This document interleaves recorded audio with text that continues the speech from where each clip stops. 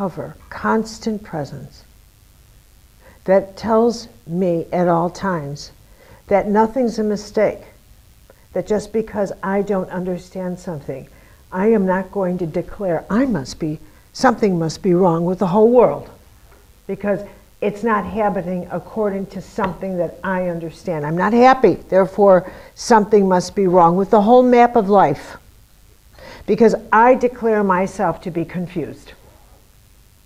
That this world is not making sense to me at this moment, therefore there's not a God, therefore my prayers are not being answered, therefore I declare, which is the way so many people pray, which is how they've lined up the cosmos, which is how they have lined up their own relationship with life. That if it's not immediately logical, immediately clear, immediately understood, well then they just make these declarations. I'm so confused. And if I'm confused and I don't immediately get it, well then there must be something wrong. I must be on the wrong path. Well, what's the right path? When I'm completely happy, pain-free, and all is well with the world. My world, that is.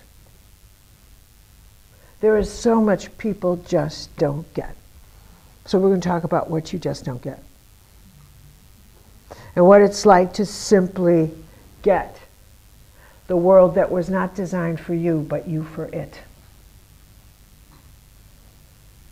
And what it's like to finally stop thinking the world owes you an explanation for your life. That it owes you some kind of promise of safety, when nothing operates that way. But that the best thing you can give yourself is the courage to give up needing those things. And what would your life look like if you release the need to know why things happen as they do? That becomes your living theology. And how that would change things. What I realize the more that I'm in the field of life, and prayer, is how much of our suffering is man-made. We make it. We make it. We are the engines of our suffering. 9 out of 10 things that are causing us pain right now, we are responsible for. We're going to discuss that tomorrow. Because if you look at the source of why you are confused, why you are in pain, why you are unhappy, and you say, now what's the source of this? You're going to discover that it's you. It's you. It's something you're thinking, something you're projecting yourself into, some conclusion you've come to that's simply not true, some myth you have in your head that you've made up, some story you've locked into that has absolutely no truth to it, but you've decided it's true.